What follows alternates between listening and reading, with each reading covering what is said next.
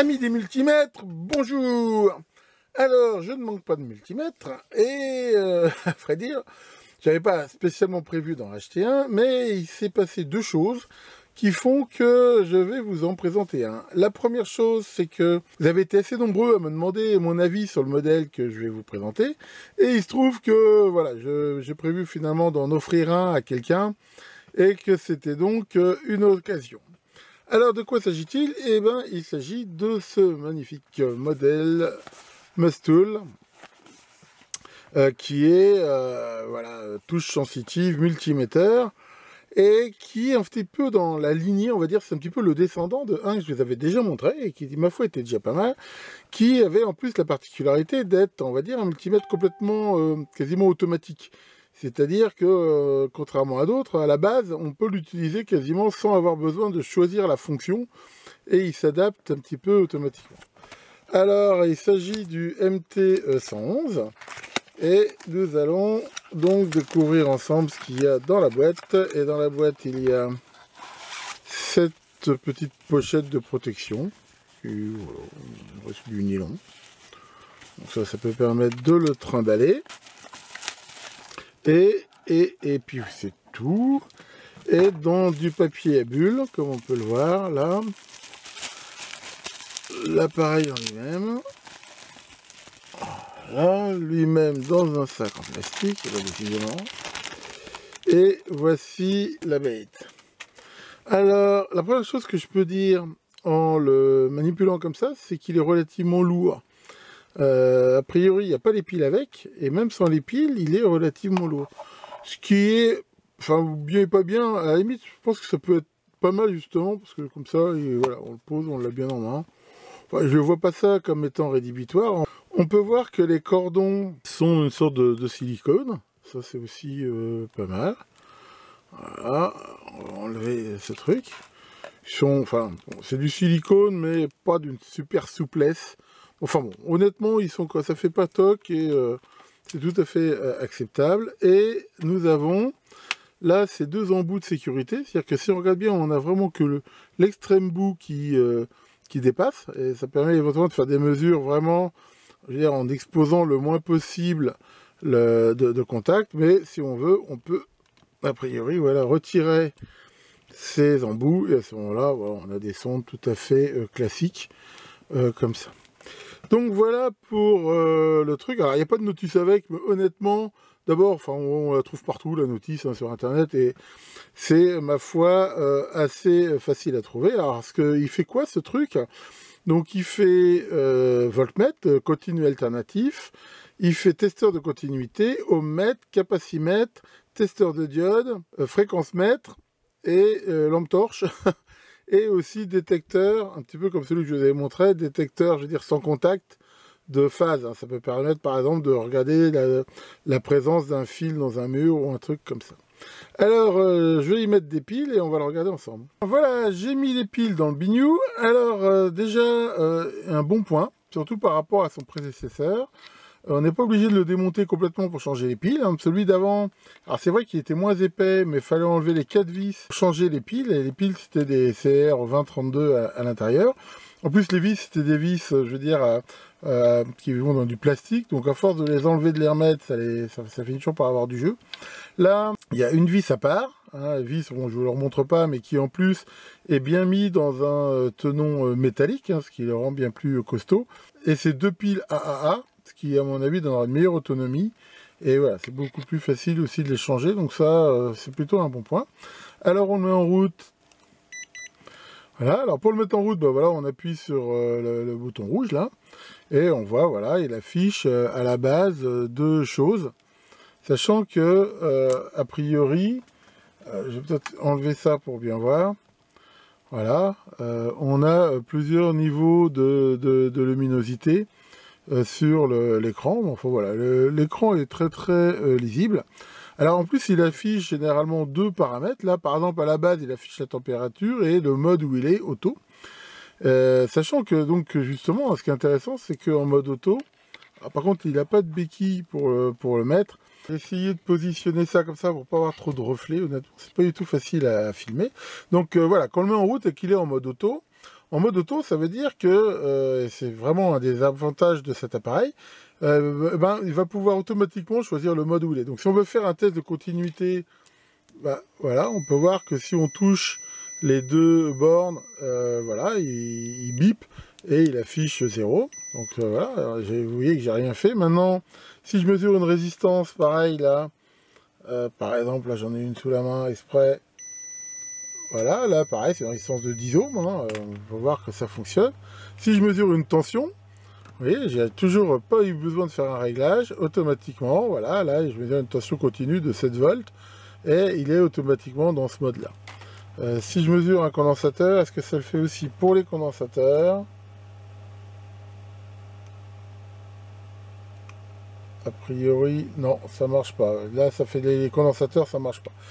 A priori, ce qui détecte automatiquement, c'est continuité, ohm, tension. Si derrière, on veut les autres modes, pour le coup, là, il faut appuyer là. Donc là, on le force en mode voltmètre. Là, en mode voltmètre alternatif, alors trou RMS, on va regarder si c'est vrai. Là, on est en mode test de diode. Là, ça va permettre, là par exemple, voilà, là j'ai une diode, de façon très classique de mesurer son seuil. Hein. Donc là, par exemple, voilà, c'est une diode, une bonne vieille AN, je sais pas quoi, 4004, voilà, 0,5 volts. Hein. Donc là, on est en ce mode-là. Donc le mode capacimètre, on le choisit ici. Donc là, en mode capacimètre, voilà, il me fait 79,5 pour un condensateur de 75 nanofarad. Enfin voilà. Donc bon, c'est pas d'une super précision. Enfin d'un autre côté, je connais pas la valeur exacte du condensateur. Mais a priori, ça fonctionne plutôt bien. Alors en même temps, il y a une autre truc intéressante, c'est que ça peut faire lampe de poche. Une lampe qui éclaire derrière. Alors ça, c'est pareil, ça peut être sympa quand on est en dépannage, changer les fusibles ou autres, d'allumer ça. Donc là, une fonction fréquence mètre, on va la regarder tout à l'heure quand on va faire une mesure en alternatif. Et voilà, en gros, hein, ça fait que ça, mais ça le fait bien. Et donc, il y a aussi cette touche Hold qui permet à un moment donné de mémoriser la mesure en cours.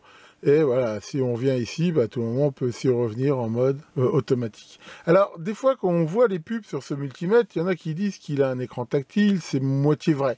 Il n'y a pas réellement d'écran tactile. Par contre, les touches qui sont là sont des touches, je veux dire, voilà, c'est pas des touches mécaniques. C'est des touches, je veux dire, sans contact. Et ça permet d'avoir un appareil qui n'a aucune protubérance, qui restera propre, il n'y a pas de risque de mettre de la poussière dedans, de l'humidité, et ça c'est plutôt bien. Je vous propose maintenant, c'est de déjà comparer avec un multimètre bien étalonné la justesse de ce truc-là. Alors allons-y. Alors je vais essayer de filmer en même temps hein, pour qu'on puisse comparer. Alors pour info, j'ai plusieurs très bons multimètres dans mon lab. J'en ai particulièrement deux. Hein, le Keysight 460A que je vous ai déjà présenté. Et mon super Ketley. Alors bon, de toute façon, si je prends l'un, on me dit toujours pourquoi t'as pas pris l'autre. Alors bon, je crois que les dernières vidéos, j'ai pris le Ketley. Ce coup-ci, je vais prendre le Keysight. De toute façon, ils sont très justes tous les deux. Et voilà, on va pouvoir comparer. Donc là, par exemple, j'ai branché pour avoir une petite tension continue. Voilà, par exemple. Voilà, là, j'ai 1,734 et on peut voir 1,730 sur le multimètre. Donc, il faut prendre par principe quand même que celui-là, qui est bien plus étalonné, est bien meilleur. Donc on voit là une différence de 4 digits. Bon, et si on monte plus haut, par exemple, là à 5 volts, là on peut voir 5,44, 5,43. Donc il y a un peu moins d'erreur. C'est-à-dire que ce serait sans doute un peu plus mauvais en bas de gamme. Là, 10 volts 6, là 10 volts 59. Bon, on voit que c'est quand même plutôt pas mal. Hein. Si je vais à fond, par exemple, là on peut voir 31,49, 31,43. Là, pour le coup, ça rebaisse un petit peu. Ce qui veut dire que, voilà, enfin, a priori, c'est quand même pas hyper linéaire. Mais ce qu'on peut quand même voir, c'est que dans l'ensemble, il y a quoi? Il y a 5, voilà, il y a quelques, on va dire, digits d'erreur. C'est pas... Je me rappelle plus exactement des specs de ce truc-là. Bon, enfin bon, on va dire que pour un contrôleur comme ça, qui est plus destiné quand même à faire de la vérification de piles de mesures que de mesures hyper précises, c'est pas inacceptable. Voilà, là on peut voir, voilà, il y a 30 millivolts d'erreur. Là, 15,5, Ce qui est bizarre, c'est que là, quand on est aux alentours de 10, il a l'air d'être un peu meilleur. Enfin voilà, vous voyez comme moi l'erreur qu'on peut avoir par rapport aux gammes. Après, voilà, manifestement, là, on voit qu'il change de gamme. Et c'est pas la même erreur. Là, par exemple, je suis à 5,68, là, 6,67. C'est-à-dire qu'on voit que là, il est meilleur. Et que, en fait, quand il change de gamme, il se retrouve en bas de la gamme d'après. Et il y a un peu plus d'erreurs. Bon, enfin, voilà. On va dire que dans l'ensemble, quand même, il n'y a pas du tout venant. J'ai vu pire. Voilà, faut compter à peu près, on va dire 4-5 digits d'erreur. Alors maintenant, ce qu'on va pouvoir voir, c'est la mesure en alternatif. Alors il dit en même temps que c'est un trou RMS, hein, et on va regarder si c'est vrai, en mesurant différentes formes d'ondes. Hein. Je rappelle que généralement, les multimètres, ce qu'ils affichent, c'est des valeurs efficaces en alternatif pour des signaux sinusoïdaux. Mais dès qu'on va sortir des signaux sinusoïdaux, si c'est pas un vrai RMS, généralement il y a des aberrations, alors que si c'est RMS, normalement, ça devrait pas. Et celui-là, le Keysight, c'est un vrai RMS aussi, donc on va pouvoir comparer ça. Voilà, donc là j'ai branché les deux entrées sur la sortie de mon générateur, et je mets en route, hein, c'est un signal à 50 Hz sinusoïdal. Et là, qu'est-ce qu'on peut voir? Alors déjà, on peut voir que là, il ne détecte pas automatiquement le passage en alternatif, mais c'est normal, puisque là, il n'était pas en mode auto. Alors ça peut être intéressant, tiens, on va le regarder, si en mode auto, il détecte automatiquement le... Voilà, je vais le remettre en route. Voilà, auto. Donc là, en mode auto, je mets en route.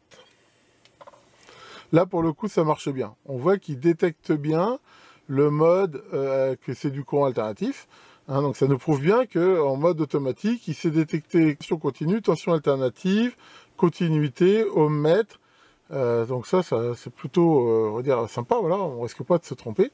Et là en même temps on voit un truc, hein, c'est que 704, 7047, parfois je vais demander hein, de mieux, ça c'est plutôt bon. Alors si on baisse la tension un petit peu par exemple, alors, regardez sa sensibilité.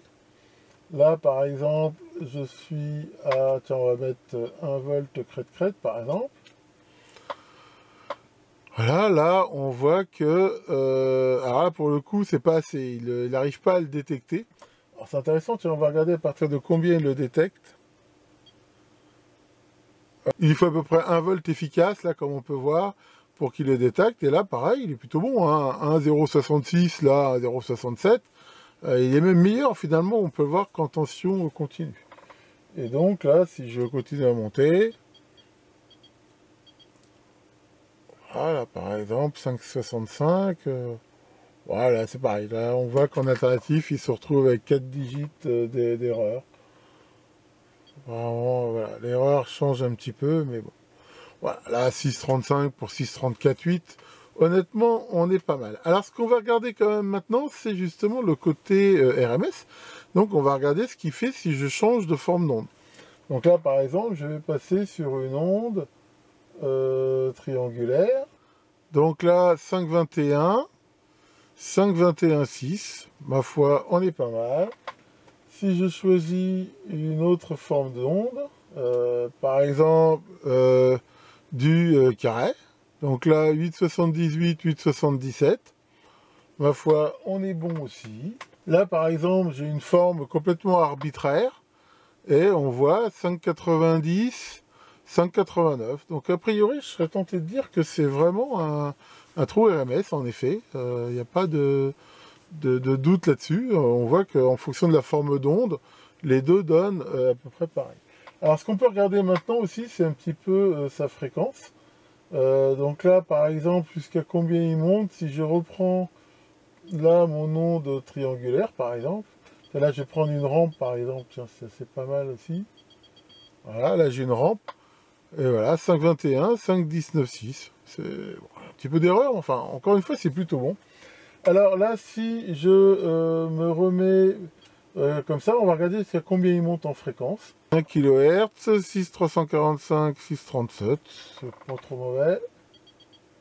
5 kHz. Ah, là on voit que ça y est, il commence à s'écrouler complètement. Que globalement, jusqu'à à peu près 1 kHz, ça le fait à peu près. Hein. Donc voilà. Donc qu'est-ce qu'on peut déduire de ces mesures? Eh ben, c'est que, on va dire qu'en mode alternatif, c'est un vrai trou RMS, on va dire, et que il monte à peu près voilà, jusqu'à 1 kHz, et que finalement, il est aussi relativement bon. Hein, surtout que généralement, ce qu'on va quand même mesurer avec ça, voilà, c'est du 50 Hz. Alors, ce qui est intéressant, hein, c'est que, encore une fois, on voit aussi le double affichage. Hein, donc là, on a la fréquence. Par exemple, là, je suis à 1 kHz. Et voilà, on voit que les tensions sont encore bonnes. On va monter, par exemple, 2 kHz. Comme on l'a vu, là, la tension commence à baisser un peu. Mais le fréquence mètre marche encore bien. C'est-à-dire que là, par contre, on peut voir qu'à 4 kHz, la tension est plus très bonne. Donc là, il affiche quand même une erreur assez grande, mais le fréquence mètre, lui, apparemment, marche bien. C'est-à-dire qu'à ce moment-là, ça n'a plus tellement de sens, et là, il faudrait mieux se mettre réellement en fréquence, justement. Et là, on va pouvoir regarder à combien il va. Voilà, donc là, par exemple, 5 kHz. On va regarder jusqu'où il monte. 10 kHz, impeccable. Alors, on va continuer. 40 kHz, plutôt bien. 100. Ouais, apparemment, en fréquence nette, il monte plutôt assez haut, ma foi. Là, par exemple, je suis à 1 MHz, et ouais, il marche toujours. Donc, en fréquence mètre, par contre, il monte assez haut, hein, 2 mégas, 4 mégas, 5 mégas, 11 MHz. C'est pas mal. Alors, on voit que ça monte jusqu'à 20 MHz allègrement. Hein. Après, bah, j'ai arrivé à la limite de mon gêné ici. Ah non, 30 mégas. Donc là, il va pas plus loin. Donc voilà. On va dire qu'a priori, sa fréquence max, c'est 6, 23 mégas, 24, 25, 26, 28. Ouais, c'est ça. On va dire que c'est à peu près 28 MHz. Ce qui, ma foi, est plutôt pas mal. Et on va regarder, tiens, sa sensibilité. Si je me remets par exemple à 1 MHz, et si je descends la tension, il faut quand même, voilà, faut à peu près quand même avoir une tension, ouais, c'est à partir, il faut à peu près quand même avoir une tension assez élevée, hein, de l'ordre du volt efficace, pour qu'ils prennent. Mais enfin voilà, on voit quand même qu'en fréquence mètre, il se comporte plutôt pas mal, ma foi. Alors pour finir, comment ça marche? Il y a des petits curieux qui pourraient se dire, mais comment il fait pour, en mode automatique, détecter? Alors justement, pour voir ça, qu'est-ce que j'ai fait? J'ai mis une sonde d'oscilloscope sur le biniou en mode auto. On peut voir qu'il m'affiche à peu près 10 mégohms, ce qui est tout à fait normal, vu que voilà, c'est bien l'impédance d'entrée de ma sonde d'oscilloscope. Mais si on regarde ce qu'on a sur l'oscilloscope, voilà, on le voit très bien ici, et ben on a là, de temps en temps, hop, on peut voir cette petite impulsion, et qui est en fait en mode échantillonnage. C'est-à-dire que de temps en temps, qu'est-ce qu'il fait? Il se met dans ce mode-là d'échantillonnage, et on peut regarder que si on l'agrandit un petit peu, on peut voir que de temps en temps, hein, comme on l'a vu, eh ben, il échantillonne, il se met ici en mode, là on voit un petit peu alternatif, pour essayer de voir un peu dans quel mode il est, et une fois qu'il l'a déterminé, bah, il se remet là en mode mètre, hein, c'est ce qu'on voit là, le courant continu. S'il détecte à ce moment-là une tension, bah, je mettrai en mode voltmètre et ainsi de suite. Donc voilà pour la démo de cet appareil. Bon, pour info, hein, je vous ai pas tout montré, mais voilà, j'ai fait quelques mesures sur des condensateurs test, sur des résistances de précision et tout. Dans l'ensemble, on va dire, il a, on va dire, voilà, 4-5 digits maximum d'erreur, ce qui, on va dire, pour un truc de ce prix, est ma foi plutôt tout à fait acceptable. Bon, honnêtement, j'ai pas regardé ces specs, parce que je les ai pas sous la main. Par contre, c'est vrai qu'il n'y a pas de dock avec. Mais enfin voilà, on va dire pour un truc qui est, on va dire, destiné à faire de la maintenance, tester des piles, du dépannage et tout, il est, à mon avis, tout à fait suffisant. Alors deux trucs que je vous ai pas montré, justement, le côté surveillance de ligne. Alors ça, par contre, il a un petit défaut, enfin un petit défaut. C'est que des fois, pour l'allumer, c'est pas simple. C'est justement comme c'est pas un vrai bouton. Voilà, ça peut être, il faut appuyer plusieurs fois dessus. C'est pour moi le plus gros défaut que je vais trouver. Alors en mode ligne, voilà, comme on voit, il est sans contact. Si par exemple je l'approche d'une prise électrique, voilà, je sais pas si on entend, voilà, il bip d'autant que il est près du truc. Et puis justement, tiens, si je voulais vous remontrer la lampe là, voilà, hein, la lampe dont je vous parlais, elle se trouve derrière. Et on peut comme ça l'allumer et l'éteindre. Bon, ça ressemble un peu à une LED de smartphone. Hein, et voilà. Donc, quand même, honnêtement, ce petit appareil, on va dire pour le prix, hein, il vaut dans les 20 euros hein, à peu près. Je pense que c'est plutôt une bonne pioche. Et que c'est le digne successeur, on va dire, de celui que je vous avais montré. Et surtout, enfin moi ce que j'aime aussi, c'est que faut reconnaître que la qualité de l'affichage de ce truc est vraiment bien. On voit qu'il y a un affichage bar graphe. Enfin, voilà. Ça fait toutes les fonctions de base d'un multimètre. Et surtout, et c'est pour ça que la personne à qui je vais offrir, alors je sais pas si je vais lui donner celui-là ou celui d'avant, mais voilà, c'est quelqu'un qui est pas forcément le plus à l'aise avec les multimètres et tout. Bah, faut reconnaître que c'est quand même un vrai confort. Hein, ce qu'on fait généralement avec un multimètre, on mesure des tensions, le secteur par exemple, ou des piles, des trucs comme ça, ou éventuellement de la continuité. Et il faut reconnaître qu'avec ce truc-là, bah, voilà, quelqu'un qui connaît pas trop, qui pense pas, bah, il suffit d'appuyer dessus, on fait la mesure et on est peinard. C'est quand même un truc, enfin, moi je le trouve vraiment plutôt original et sympa. Et celui que j'avais avant, hein, honnêtement, il a plutôt, enfin pour l'instant, il a bien vieilli. Hein, c'est celui que j'utilise, je veux dire, à côté là, quand j'ai besoin de faire des mesures de continuité du tout venant. Et il fait plutôt bien le job. J'ai dû changer les piles 2 fois, je crois, depuis que je l'ai. J'ai dit l'ancien, les piles étaient assez chiantes à changer, alors que là, c'est vraiment des piles à hâte, tout ce qui est plus simple.